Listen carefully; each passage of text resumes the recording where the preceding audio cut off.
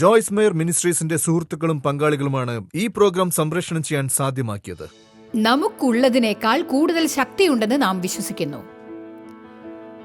നിങ്ങളെക്കുറിച്ച് അളവിലധികം ചിന്തിക്കാതിരിക്കുവിൻ. ആത്മാവ് സന്നദ്ധനാണ്, പക്ഷേ ജഡം വളരെ ബലഹീനമാണ്. ഞാൻ ജോയ്സ് മേയർ. ദൈവം നിങ്ങളുടെ എല്ലാ മുറിവുകളെയും സൗഖ്യമാക്കും എന്ന് ഞാൻ വിശ്വസിക്കുന്നു. ഇന്നത്തെ എന്റെ സന്ദേശം ചളിയിൽ കളിച്ചാൽ അഴുക്കാവാതിരിക്കില്ല. ഇതെനിക്കിഷ്ടപ്പെട്ടു. ചളിയിൽ കളിച്ചാൽ അഴുക്കാവാതിരിക്കില്ല. ഇന്ന് നമ്മുടെ എല്ലാം സദാചാര നിലവാരം താണുകൊണ്ടിരിക്കുകയാണ്. സ്വീകാര്യമായ പാപങ്ങൾ എന്ന സ്ഥിതിയിലേക്ക് നാം ചെയ്യുന്ന ചില കാര്യങ്ങൾ നീങ്ങുകയാണ്. അത് ഓക്കെയാണ് എന്ന് നാം വിചാരിക്കുന്നു. പക്ഷേ ദൈവത്തിനത് ഓക്കെ അല്ല. നാം വിശുദ്ധിയിലേക്ക് തിരിച്ചു പോകാൻ സമയമായി. നാം ദൈവത്തോടുള്ള ആദരണീയ ഭയത്തിലേക്ക് തിരിച്ചു പോകണം. ഇന്ന് ലോകത്തിലുള്ള അനേകം തെറ്റുകൾ എന്താണെന്നോ ആർക്കും ദൈവത്തെക്കുറിച്ചുള്ള ഭയമില്ല. ഒരുപക്ഷെ ദൈവം നിങ്ങളുടെ സുഹൃത്താണെന്നും തോഴനാണെന്നും ഒക്കെ അളവിലധികം നിങ്ങളെ പഠിപ്പിച്ചിട്ടുണ്ടാവും. എന്നാൽ ദൈവം പറയുന്നത് ചെയ്യുമെന്ന് പഠിപ്പിച്ചിട്ടുണ്ടായിരിക്കില്ല. ദൈവം നമ്മോട് ചെയ്യാൻ പറയുന്നത് ചെയ്യാതിരുന്നാൽ നാം അതിന് കഷ്ടപ്പെടേണ്ടി വരും.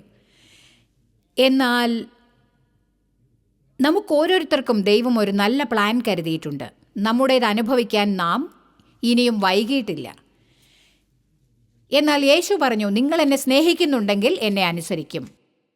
എന്നാൽ വിശുദ്ധിയെയും അനുസരണത്തെയും ദൈവിക ഭയത്തെയും കുറിച്ചുള്ള സന്ദേശങ്ങൾ കേൾക്കുമ്പോൾ നാം ആവേശഭരിതരാവണം. ദൈവത്തോടുള്ള നടത്തത്തെ ഗൗരവമായി എടുത്തപ്പോൾ ഞാൻ ആദ്യമായി ചില പുസ്തകങ്ങൾ വാങ്ങി. ഞാൻ ചിലത് എഴുതാൻ നോക്കി. ഗർവത്തെക്കുറിച്ചുള്ള പുസ്തകം വിൽക്കാനാകുമെന്ന് തോന്നുന്നുണ്ടോ? ആരും അതൊന്നും വാങ്ങില്ല. എന്നാലും നമുക്കുള്ള ഏറ്റവും വലിയ പ്രശ്നമാണ് അഹങ്കാരം. എന്നിട്ടും നാം വിചാരിക്കുന്നത് ഇങ്ങനെയാണ്, അത് ഓക്കെയാണ്. ബൈബിളിലെ പ്രധാന സന്ദേശം സ്നേഹമാണ്. ഞാൻ അതിനെക്കുറിച്ചൊരു പുസ്തകം എഴുതി, ദ ലവ് റെവല്യൂഷൻ. അതായിരുന്നു എൻ്റെ പുസ്തകങ്ങളിൽ ഏറ്റവും കുറഞ്ഞ് വിറ്റത്. അത് ശോചനീയമാണ്. ഒട്ടും വിറ്റില്ല. എന്തുകൊണ്ട്? കാരണം ആർക്കും അത് ആവശ്യമുണ്ടെന്ന് തോന്നിയില്ല. എന്നാൽ ഞാനിപ്പോൾ ഒറ്റ രാത്രി കൊണ്ട് കോടീശ്വരനാവുന്നത് എങ്ങനെ എന്നൊരു പുസ്തകം എഴുതിയാൽ ജനങ്ങൾ അത് വാങ്ങാൻ ഓടി വരും. അന്ത്യകാലത്തെക്കുറിച്ച് എഴുതിയാലും ശരി, അത് പെട്ടെന്ന് വിറ്റഴിയും. കാരണം എല്ലാവർക്കും അതറിയാൻ താല്പര്യമുണ്ട്. എന്നാൽ അന്ത്യകാലത്തിനായി നിങ്ങളെ തയ്യാറാക്കുന്ന പുസ്തകങ്ങളാണ് ഞാൻ വിൽക്കാൻ ശ്രമിക്കുന്നത്. ആമേൻ. അതുകൊണ്ട് സമർത്ഥരാവൂ. ദൈവത്തിന് നിങ്ങളെ പക്വതയോടെ വളരാൻ സഹായിക്കുന്ന ഏതെങ്കിലും പുസ്തകങ്ങൾ വാങ്ങുവിൻ. നമുക്കിവയിൽ ചിലതിനെക്കുറിച്ച് പറയാം. സ്വീകാര്യമായ പാപങ്ങൾ എന്ന് പറയാം. അവ സ്വീകാര്യമല്ലെങ്കിൽ പോലും നാം പതിവായി ചെയ്യുന്ന ആ പാപങ്ങളെ ദൈവം കുറ്റപ്പെടുത്തും. നമുക്കവ സ്വീകാര്യമായിരിക്കാം, പക്ഷേ ദൈവത്തിനവ സ്വീകാര്യമല്ല. ഉദാഹരണത്തിന് ഞാൻ ഒരെണ്ണം പറയാം. പരദൂഷണം. ഞാൻ വേഗത കുറയ്ക്കാം. അതിനെക്കുറിച്ച് നാം കൂടുതൽ ചിന്തിക്കാറില്ല. എന്നാലും അത് നമ്മുടെ ജീവിതത്തിൽ പ്രശ്നങ്ങൾ ഉണ്ടാക്കും. മറ്റുള്ളവരെ ന്യായം വിധിക്കുന്നതോ? അതുപോലെ തന്നെ പരിഹരിക്കാനാവാത്ത കോപമോ? ഒരിക്കലും കോപത്തോടെ ഉറങ്ങാൻ പോകരുതെന്ന് ബൈബിളിൽ പറയുന്നുണ്ട്. ഞാൻ എപ്പോഴും പറയും, എനിക്ക് ദേഷ്യമുണ്ടായാൽ അതൊന്നുകിൽ രാവിലെ ആയിരിക്കും, എങ്കിൽ കോപം ശമിക്കാൻ ഒരു പകലുണ്ടല്ലോ. അല്ലാതെ കിടക്കാൻ പോകുമ്പോൾ കോപിച്ചാൽ അത് ശമിപ്പിക്കാൻ വളരെ കുറച്ച് സമയമേ ഉണ്ടാവൂ. കിടക്കുമ്പോഴുള്ള സ്വഭാവം ഉണരുമ്പോഴും ഉണ്ടായിരിക്കും.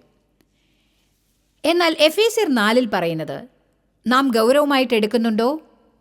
കോപിച്ചാൽ പാപം ചെയ്യാതിരിപ്പിൻ. സൂര്യൻ അസ്തമിക്കുവോളം നിങ്ങൾ കോപം വെച്ചുകൊണ്ടിരിക്കരുത്. ഞാനൊരു കാര്യം പറയട്ടെ, സാത്താൻ അലഞ്ഞുകൊണ്ടിരിക്കുകയാണ്. 1 പത്രോസ് 5:8 പറയുന്നു, അവൻ അലറുന്ന സിംഹം എന്ന പോലെ ചുറ്റിത്തിരിയുന്നു. യഥാർത്ഥ സിംഹത്തെക്കുറിച്ച് നമുക്കറിയാം. എന്നാൽ അവൻ സിംഹത്തെപ്പോലെ വിശന്ന് ആരെ വിഴുങ്ങേണ്ടു എന്ന് അലഞ്ഞുകൊണ്ടേ ഇരിക്കുന്നു. അവൻ വാതിൽക്കൽ നിന്നുകൊണ്ട് വാതിലിൽ മുട്ടുമ്പോൾ വാതിൽ തുറന്ന് അവനെ ക്ഷണിക്കരുത്. അകത്ത് കടക്കാൻ ഒരു പഴുതും അവന് കൊടുക്കരുത്. പരാതി പറയുന്നതിനെക്കുറിച്ചോ?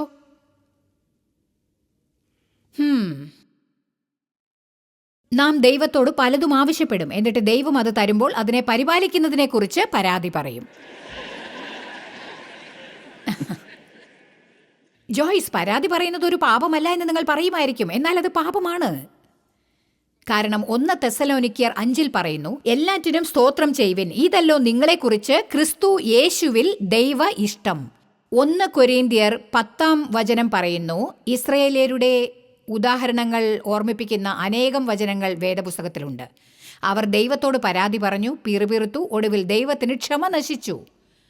അവൻ കൂടാരത്തിനകത്ത് സർപ്പങ്ങളെ അയച്ചു. ഒറ്റ ദിവസം കൊണ്ട് 23,000 പേർ മരിച്ചു.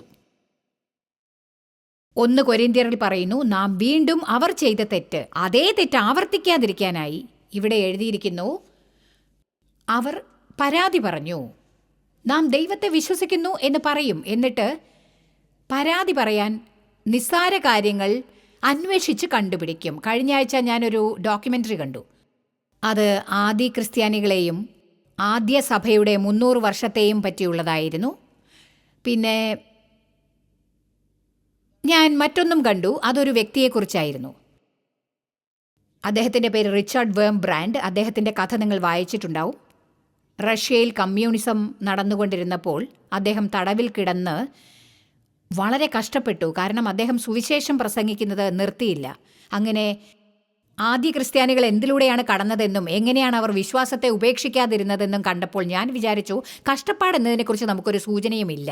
1 മണിക്കൂർ എയർ കണ്ടീഷൻ ഇല്ലാതിരിക്കുന്നതാണ് കഷ്ടപ്പാടെന്ന് നാം വിചാരിക്കുന്നു.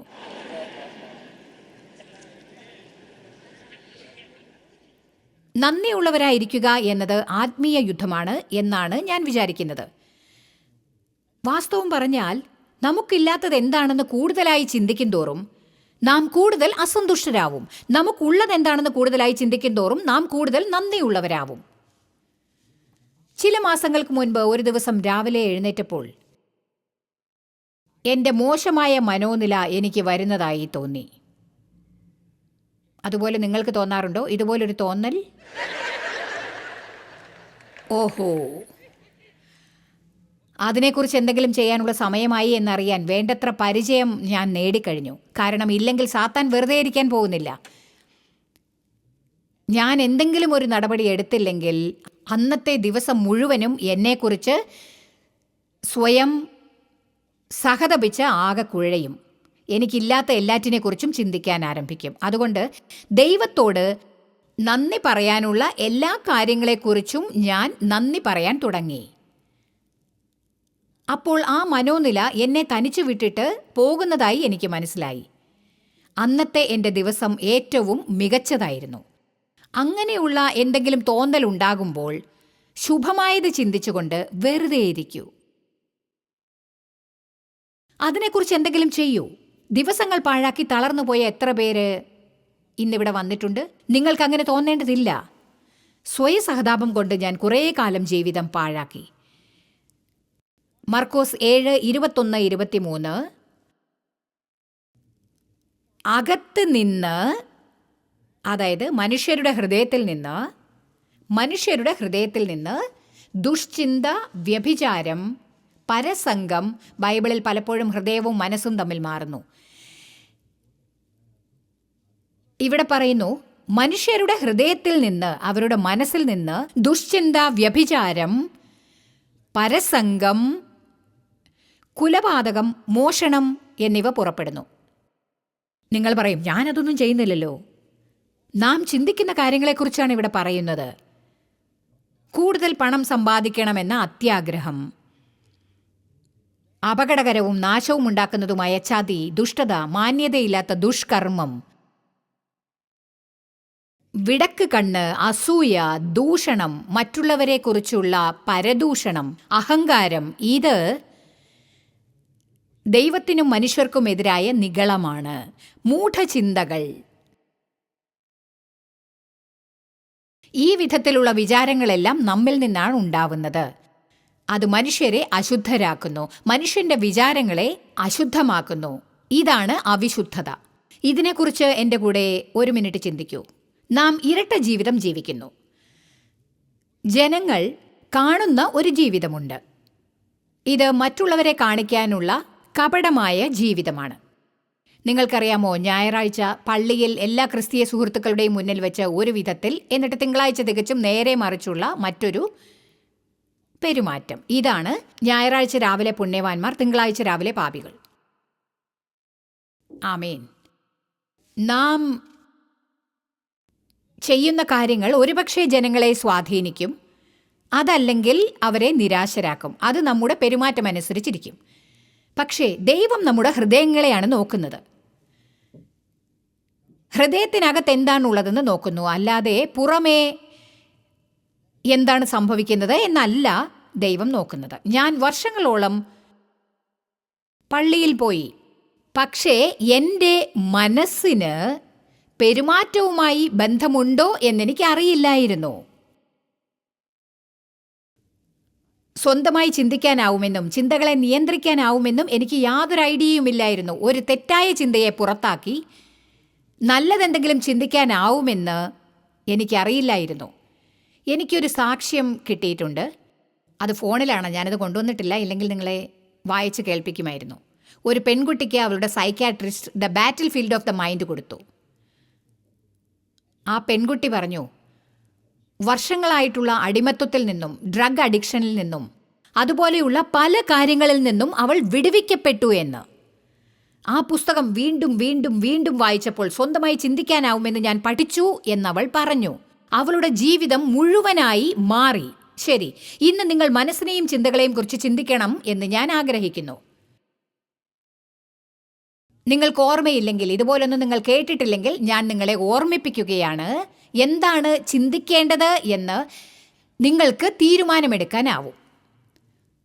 ഞാൻ പവർ തോട്ട്സ് എന്നൊരു പുസ്തകം എഴുതി. അതിൽ ചിന്തിക്കാനായി 12 കാര്യങ്ങൾ കൊടുത്തു. ഓരോന്നിനെക്കുറിച്ചും 1 മാസം ചിന്തിക്കാൻ. കാരണം ചിലപ്പോൾ ചിലതിനെക്കുറിച്ച് വീണ്ടും വീണ്ടും വീണ്ടും വീണ്ടും ചിന്തിക്കേണ്ടതായി വരും, അത് നമ്മുടെ ഭാഗമാകുന്നത് വരെ. നല്ല കാര്യങ്ങളെക്കുറിച്ച് ചിന്തിക്കണമെന്ന് നിങ്ങൾക്ക് തീരുമാനിക്കാം. ചിലപ്പോൾ സാത്താൻ നിങ്ങളുടെ മനസ്സിൽ വിഷം കലർന്ന ചിന്തകൾ വിതയ്ക്കും. എന്നിട്ട് എന്താണ് നിങ്ങൾ ചെയ്യുന്നതെന്ന് അറിയുന്നതിന് മുൻപ് അതിനെക്കുറിച്ച് കുറച്ചു നേരം ചിന്തിക്കും. എന്നാൽ അത് തെറ്റാണെന്ന് പരിശുദ്ധാത്മാവ് നിങ്ങളെ അറിയിക്കുമ്പോൾ ആ ചിന്തയെ ഒഴിവാക്കാൻ ചില കാര്യങ്ങൾ നാം ചെയ്യേണ്ടതായി വരും. അതെങ്ങനെയാണ് നാം ചെയ്യേണ്ടത്? നല്ല കാര്യങ്ങൾ എന്തെങ്കിലും ചിന്തിക്കുക. ആരെക്കുറിച്ചെങ്കിലും മോശമായി ചിന്തിക്കുന്നുണ്ട് എന്ന് നിങ്ങൾക്ക് എപ്പോഴെങ്കിലും തോന്നുകയാണെങ്കിൽ നിങ്ങളിങ്ങനെ ഉറക്കെ പറയണം, ഞാൻ ഏറ്റവും നല്ലതേ വിശ്വസിക്കൂ, ഞാൻ ഏറ്റവും നല്ലതേ വിശ്വസിക്കൂ. നിങ്ങളുടെ മനസ്സ് രാവും പകലും നിങ്ങൾക്ക് പ്രശ്നമുണ്ടാക്കുന്നതായി എത്ര പേർ കണ്ടുപിടിച്ചിട്ടുണ്ട്? അതെ, എല്ലാവർക്കും അതുപോലെ തന്നെയാണ്. ദിവസവും എനിക്കും ചിന്തകളെ നിയന്ത്രിക്കേണ്ടതായി വരാറുണ്ട്. ദിവസവും ചിലപ്പോൾ ഒരു പ്രത്യേക പോയിന്റിൽ വളരെ മണ്ടത്തരമായി ഒരു ഡയറക്ഷനിലേക്ക് എൻ്റെ ചിന്തകൾ പോകുന്നതായി എനിക്ക് മനസ്സിലാവാറുണ്ട്. ഇപ്പോൾ എനിക്ക് വചനങ്ങൾ അറിയാവുന്നതുകൊണ്ട് എത്രയും പെട്ടെന്ന് അവയെ അകറ്റാൻ എനിക്കറിയാം. പക്ഷേ അതിന് കുറേ കാലമെടുത്തു. വേദപുസ്തകത്തിൽ റോമർ 12 പറയുന്നു, ദൈവത്തിന് നിങ്ങളുടെ ജീവിതത്തിൽ ഒരു നല്ല പദ്ധതിയുണ്ട്. എന്നാൽ ആ പദ്ധതി അനുഭവിച്ചറിയണമെന്നുണ്ടെങ്കിൽ അതിനെക്കുറിച്ച് പ്രസംഗിക്കുന്നത് കേൾക്കണം എന്നില്ല, അതിനെക്കുറിച്ച് വായിക്കണം എന്നില്ല. നമ്മുടെ മനസ്സ് മുഴുവനായി പൂർത്തിയായി പുതുപ്പിക്കപ്പെടണം എന്ന് നാം വാസ്തവത്തിൽ തെളിയിക്കണം. അതെങ്ങനെയാണ് സംഭവിക്കുക? ഈ പഠനത്തിലൂടെ. അതൊരൊറ്റ രാത്രി കൊണ്ട് സംഭവിക്കില്ല. ഞാൻ 45 വർഷമായി ദൈവവചനം പഠിച്ചുകൊണ്ടിരിക്കുകയാണ്. ഇപ്പോൾ അതിൽ പലതും എനിക്ക് നന്നായിട്ടറിയാം. അതിനാൽ വചനം ധ്യാനിക്കാൻ എനിക്ക് എളുപ്പമാണ്. കാരണം ഞാൻ അത് പഠിക്കാനായി സമയം ചിലവാക്കി. അതുകൊണ്ടാണ് ഞങ്ങൾ എപ്പോഴും പറയുന്നത്, ദിവസവും ദൈവവചനത്തിനായി സമയം ചിലവാക്കൂ.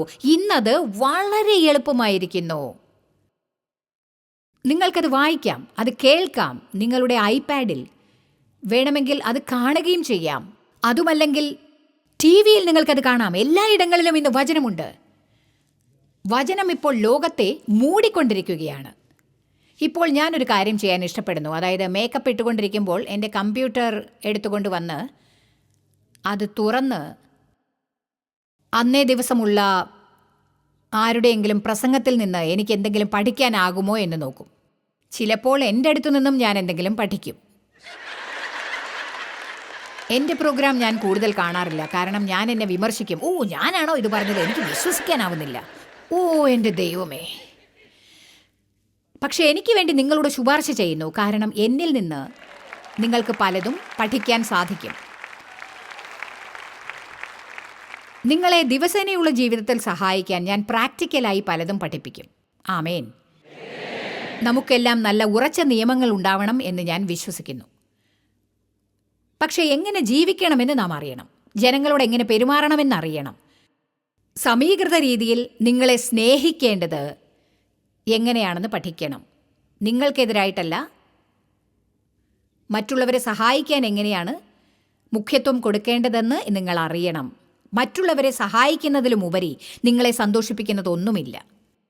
ഒരേ സമയം സ്വാർത്ഥരും സന്തുഷ്ടരുമാകാൻ സാധിക്കുകയില്ല. അത് നടക്കാൻ സാധ്യതയില്ല. ഞങ്ങൾ ചെയ്തുകൊണ്ടിരിക്കുന്ന ഔട്ട്റീച്ചസ് ചെയ്യാനായതിൽ ഞാൻ സന്തോഷിക്കുന്നു. പാവപ്പെട്ടവരെ സഹായിക്കുന്നതിൽ ഞാൻ സന്തോഷിക്കുന്നു. ഞാൻ എത്യോപ്യയിൽ പോയിരുന്നു. അവിടുത്തെ കുട്ടികളെ ഞാൻ കണ്ടു. വെറും എല്ലും തോലും മാത്രം. അവരെ കണ്ടിട്ട് എനിക്ക് വിശ്വസിക്കാനായില്ല. ഇത് ഒരു കഥയാണെന്ന് നിങ്ങൾ വിചാരിക്കുന്നുണ്ടാവും, പക്ഷെ അവരങ്ങനെയാണ് ജീവിക്കുന്നത്. ഞാൻ അവിടെ ചെന്ന് അവരെ കണ്ടതാണ്. അതുപോലൊരു യാത്ര കഴിഞ്ഞ് തിരിച്ചു വന്നപ്പോൾ ആരോ എന്നോട് ചോദിച്ചത് ഓർക്കുന്നു, നിങ്ങൾ എന്തിനാണ് അങ്ങോട്ട് പോയത്? നിങ്ങൾ എത്ര പേർക്ക് ഭക്ഷണം കൊടുത്താലും ശരി, അവരെപ്പോഴും പട്ടിണിയിൽ കഴിയുന്നവരാണ്. ഞാൻ പറഞ്ഞു, എൻ്റെ ജീവിതത്തിൽ ഒരാളെയെങ്കിലും സഹായിക്കാൻ എനിക്ക് സാധിച്ചാൽ മതി. അതിന് നല്ല വിലമതിപ്പുണ്ട്. ഞാനൊരു ചോദ്യം ചോദിക്കട്ടെ. നിങ്ങൾ പട്ടിണി കിടക്കുമ്പോൾ ആരെങ്കിലും പറയുകയാണെങ്കിൽ, ഞാൻ ഒരു നേരത്തെ ഭക്ഷണം തരാം, എനിക്ക് അത്രയേ നിങ്ങൾക്ക് തരാൻ പറ്റൂ, അല്ലെങ്കിൽ നിങ്ങൾക്ക് പട്ടിണി സഹിച്ചുകൊണ്ട് ജീവിക്കാം, ഒരു നേരത്തെ ഭക്ഷണമെങ്കിലും വാങ്ങിക്കാൻ എത്ര പേർ തയ്യാറാവും? അതെ, അവരുടെ സ്ഥിതിയും അതുതന്നെയാണ്. ഒരു കാര്യവും വലുതായി കാണാൻ ശ്രമിക്കരുത്. ആരും നിങ്ങളോട് പ്രശ്നങ്ങൾ പരിഹരിക്കാനായി ആവശ്യപ്പെടുന്നില്ല. എല്ലാ പ്രശ്നങ്ങളും ഇല്ലാതാക്കാനും ആവശ്യപ്പെടുന്നില്ല. ദൈവം നമ്മോട് ഓരോരുത്തരോടും എന്തെങ്കിലും ചെയ്യാനാണ് പറയുന്നത്. നാം ഓരോരുത്തരും എന്തെങ്കിലും ചെയ്താൽ നമുക്കൊരുമിച്ച് വലുതായിട്ട് എന്തെങ്കിലും ചെയ്യാൻ സാധിക്കും. ആമേൻ.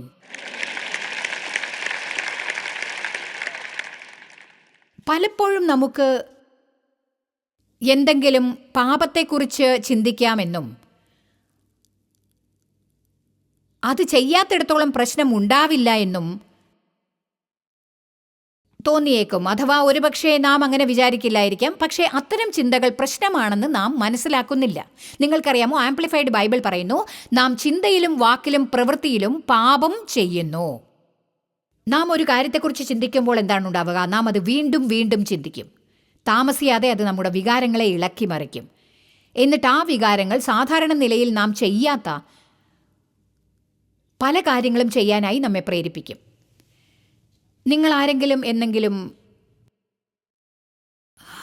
ആരോ നിങ്ങളോട് ചെയ്തതിനെക്കുറിച്ച് ചിന്തിച്ച് വികാരക്ഷോഭം കൊണ്ട് കലി തുള്ളിയത് ഓർക്കുന്നുണ്ടോ? അതെ, ശരി. നിങ്ങൾ ആ അവസ്ഥയിൽ തുടരും. എന്നിട്ട് വേറെന്തെങ്കിലും ചെയ്യും. ഒടുവിൽ അതിനെക്കുറിച്ച് ഖേദിക്കും.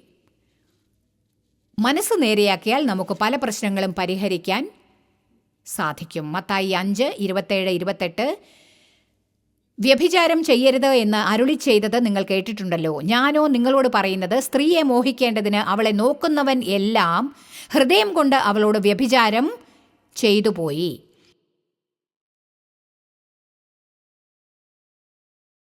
ഇനി നമുക്ക് ഒരു ഉപമയുണ്ടാക്കാം. യേശു അതാണ് ചെയ്തത്.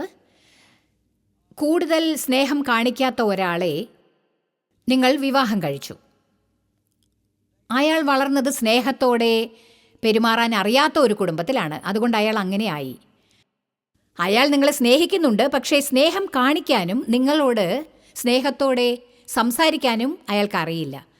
അത് നിങ്ങൾക്ക് അസ്വസ്ഥതയുണ്ടാക്കും. കാരണം നിങ്ങൾ സ്നേഹവും വാത്സല്യവും കാണിക്കുന്ന ഒരു കുടുംബത്തിലായിരിക്കും.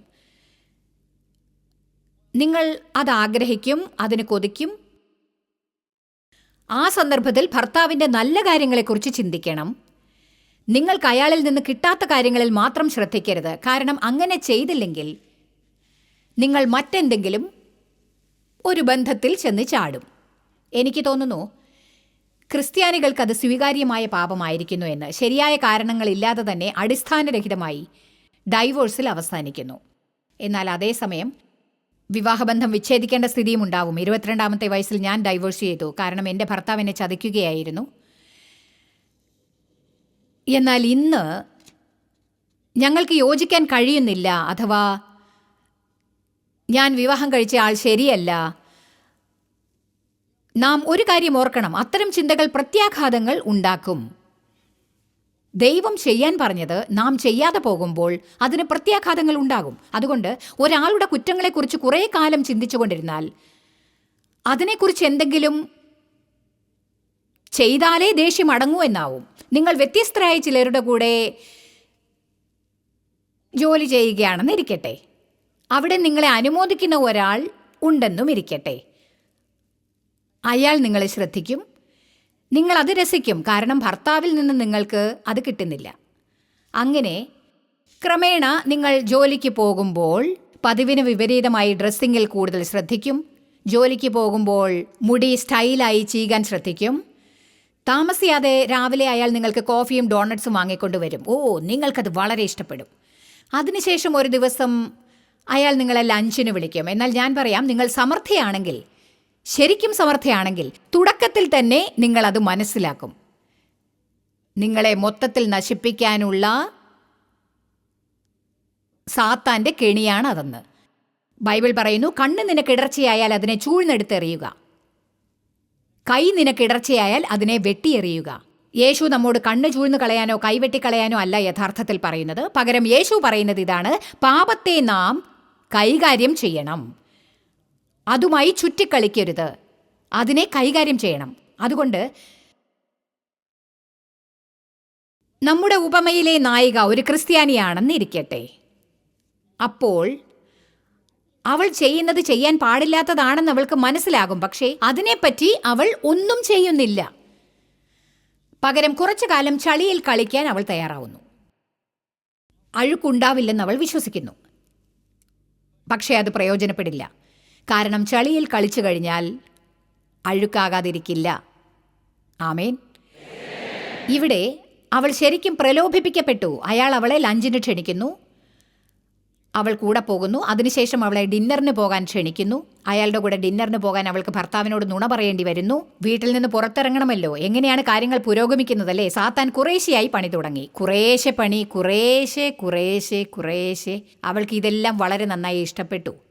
എന്നാൽ അവൾ സമർത്ഥയാണെങ്കിൽ, പ്രലോഭനത്തെ ചെറുത്തു നിൽക്കാനാവുന്നില്ലെന്ന് അവൾ മനസ്സിലാക്കിയാൽ അവൾ എന്താണ് ചെയ്യേണ്ടത്? ജോലി രാജിവെക്കണം, എന്നിട്ട് കഴിയുന്നത്ര അവനിൽ നിന്ന് അകലണം. ശരിയല്ലേ? എനിക്കും യേശുവിനെ പോലെ നല്ല ഉപമകൾ ഉണ്ടാക്കാൻ സാധിക്കും. പക്ഷെ ഇങ്ങനെയാണ് പല കാര്യങ്ങളും സംഭവിക്കുന്നത്. ഇത് പുരുഷന്മാർക്കും സ്ത്രീകൾക്കും സംഭവിക്കും. വീട്ടിൽ നിങ്ങളുടെ ഇഷ്ടപ്രകാരം എന്തെങ്കിലും കിട്ടാതാകുമ്പോൾ അത് അന്വേഷിച്ച് വേറൊരിടത്ത് പോകുന്നതിന് പകരം ദൈവം അത് നിങ്ങൾക്ക് തരാനായി പ്രാർത്ഥിക്കണം. ദൈവത്തിന് ആരുടെ ഹൃദയവും മാറ്റാൻ സാധിക്കും. നിങ്ങളെ പ്രോത്സാഹിപ്പിക്കാൻ ദൈവം ഒരു നല്ല വ്യക്തിയെ തിരഞ്ഞെടുക്കും, അല്ലാതെ നിങ്ങളുടെ ജീവിതം നശിപ്പിക്കാൻ ശ്രമിക്കുന്ന ഒരാളെ അല്ല. ഞാനിപ്പോൾ സങ്കല്പിക്കുകയാണ്, ഞാൻ ഉണ്ടാക്കിയ ഈ ഉപമ ഇവിടെ ഇരുന്നു കൊണ്ട് കേൾക്കുന്നവരായാലും അഥവാ TV-യിലൂടെ കണ്ടുകൊണ്ടിരിക്കുന്നവരായാലും നിങ്ങളിൽ ചിലർ എൻ്റെ ഈ ഉപമയിൽ പറഞ്ഞ അതേ പരിതസ്ഥിതിയിൽ ഒരുപക്ഷെ കുടുങ്ങിയിരിക്കാൻ സാധ്യതയുണ്ട്. ദൈവം നിങ്ങളോട് ആ വഴിയിൽ നിന്ന് തിരിച്ചു പോകാനായി പറയാൻ ശ്രമിക്കുകയാണ്. എന്നാൽ ചിലപ്പോൾ ഇതാണ് നമ്മുടെ തെറ്റ്. നമുക്കുള്ളതിനേക്കാൾ കൂടുതൽ ശക്തിയുണ്ടെന്ന് നാം കരുതും. നിങ്ങളെക്കുറിച്ച് അളവിലധികം ചിന്തിക്കാതിരിക്കുവിൻ. ഒരു കാര്യം മറക്കരുത്, അതായത് ആത്മാവ് സന്നദ്ധനാണ്, പക്ഷേ ജഡം ബലഹീനമാണ്. നിങ്ങൾ കൂടുതൽ മുന്നേറിയാൽ ഒടുവിൽ കുഴപ്പത്തിലകപ്പെടും.